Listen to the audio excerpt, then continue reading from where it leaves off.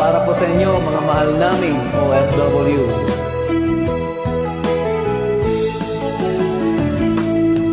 Noong ako ay nag-ibang bansa, dala ang pangarap at pangamba, pagtulo ng luha, di alintana, kagustuhan maiahon ang pamilya.